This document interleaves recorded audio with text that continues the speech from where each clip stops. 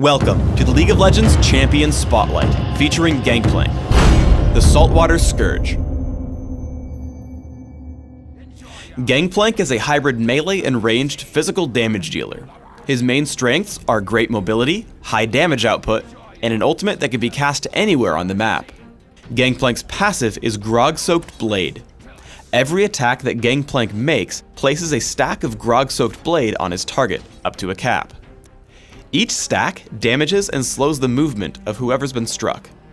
Parlay shoots target enemy with Gangplank's pistol, dealing damage.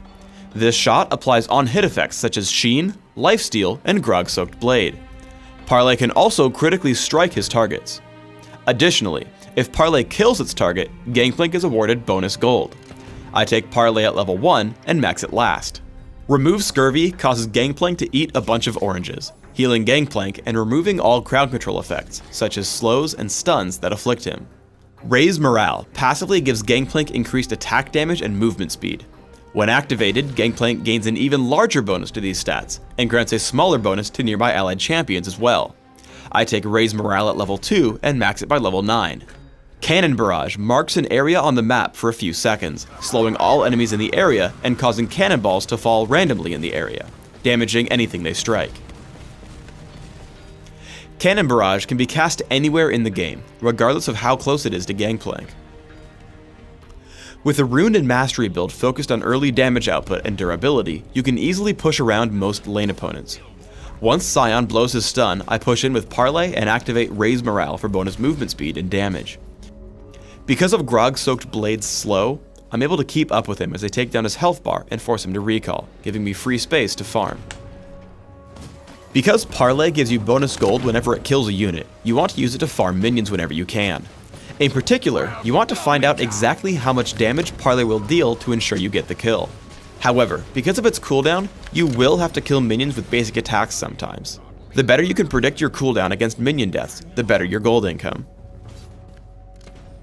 Always remember that Parlay can deal critical strikes. This means that occasionally, Gangplank can get extremely lucky. Volibear dives me with Exhaust. I run until it times out, then turn for a Parlay and a basic attack. My 4% critical chance for Masteries triggers on both, and I get a completely free kill.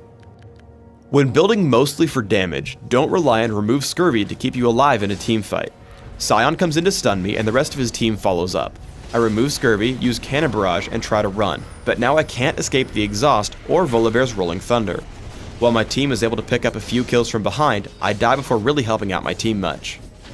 Instead, use a couple of tricks to keep you safer. With Cannon Barrage and Summoner Teleport, you can push a side lane and still show up to the battle without missing a beat. As I watch the battle unfold, I look to kill the squishiest targets possible. I blow up the enemy Scion with Parlay, then activate Raise Morale and Shurelya's Reverie to give my team supreme positioning. With Annie and Vayne completely split off from the rest of my team, we take down Master Yi and Volibear. Because Gangplank takes on the role of carry, you should find pushing with a minion wave to be very powerful. I'm able to earn a lot of gold, pushing up the minion wave to the windmill and Fiddlesticks. Whenever he leaves the turret, I push in with Parlay and Grog-Soaked Blade. However, I don't want to dive the turret until I have minions to capture it, so I continue farming. Once they have started capturing the turret, I push in until I notice him channel Crowstorm. Once that ends, I can tank and out-damage Drain with Cannon Barrage and Parlay, killing him underneath the windmill and taking the capture.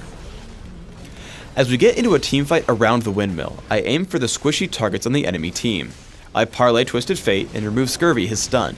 Then I activate Youmuu's Ghostblade and take him down almost immediately. Exhaust and Cannon Barrage help me make short work of Volibear as well, leaving just me and Fiddlesticks. Unfortunately, Fiddlesticks is guaranteed to win a fight against me due to his larger health pool. However, a combination of Parlay, my movement speed, and remove Scurvy allow me to waste his time until reinforcements show up. You can use Cannon Barrage to stop enemy captures. I drop it on Fiddlesticks, keeping the windmill neutralized. However, Pantheon and Volibear can easily capture it because I aimed it badly. Instead, aim it at the middle of the point so you can stop everyone. For runes, I take Armor Penetration Marks, Flat Armor Seals, Flat Magic Resist Glyphs, and Flat Attack Damage Quintessences. This build gives me significant early game damage output with Parlay in case I want to push around my lane opponent, while giving me decent resistances that synergize with bonus health, lifesteal, and remove Scurvy. My masteries are 2109, focusing on all physical damage increasing masteries and offense, while taking increased mana regeneration and neutral buff duration in utility. I take Exhaust and Teleport on Summoner's Rift, while subbing out Teleport for Surge on Dominion. In Classic, I open with a Regrowth Pendant and Health Potion, upgrading to Philosopher's Stone. I look to grab cooldown reduction through Ionian Boots of Lucidity and Brutalizer. I continue my build with Trinity Force and Shurelia's Reverie for even more damage, utility, and cooldown reduction. By the end of the game, I want to deal even more damage through Infinity Edge and Yomu's Ghostblade, and increase my durability with Guardian Angel or Banshee's Veil. In Dominion, I look for more durability and damage through basic attacks instead of Parlay. I open with Prospector's Blade and Boots of Speed. I rush for a lot of mobility through Berserker's Greaves and Yomu's Ghostblade. I flesh out my damage output further with Sanguine Blade and Infinity Edge. At this point, I'll need more durability, so I look for items like Frozen Mallet, Odin's Veil, and Atma's Impaler. Thanks for tuning in to the Gangplank Champion Spotlight.